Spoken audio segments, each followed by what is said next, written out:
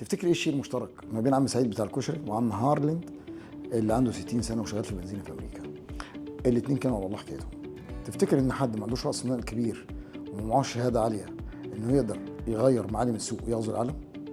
قبل ما تجاوب تعالى نسال السوق.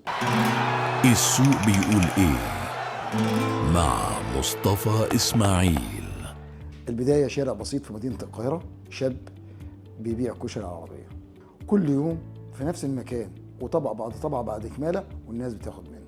وفي نفس الوقت وعلى بعد آلاف كيلومترات راجل عجوز كان بيشتغل في بنزينه، لكن كان عنده هوايه تانية، وصف دجاج مقلي مختلفه تماما عن اي حاجه الناس جربتها قبل كده. كل واحد فيهم كان شغال بهدوء من غير خطط كبيره، ولا كان يعرف ان فكرته الصغيره دي هتغير حياته للابد.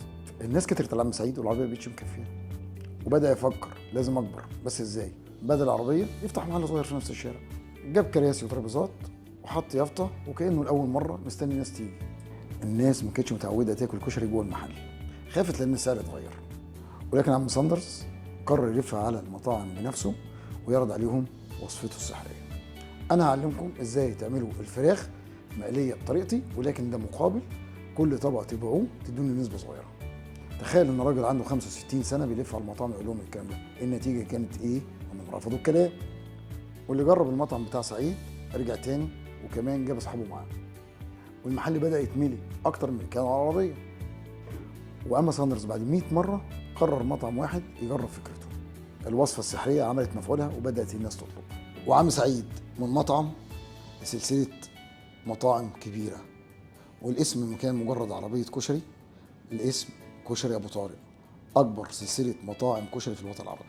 واما ساندرز اصبح مؤسس شركه كنتاكي، اكبر سلسله مطاعم في العالم كله، 25,000 فرع في العالم. المشترك ما بين سعيد في مصر وساندرز في امريكا ان المنتج الجيد هو اللي بيفرض نفسه في السوق.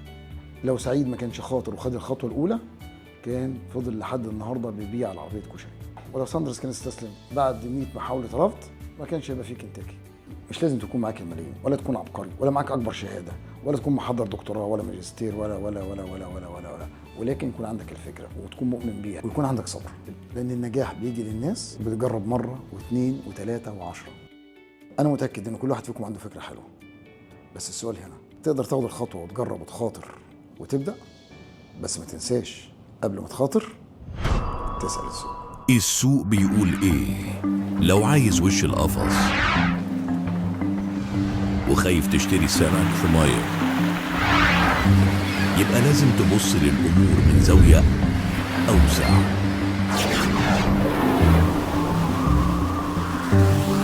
وتقرأ وتابع وتفهم كل اللي حواليك. ولو عايز كل ده في حتة واحدة، يلا بينا نسأل السوق. السوق بيقول ايه مع مصطفى اسماعيل.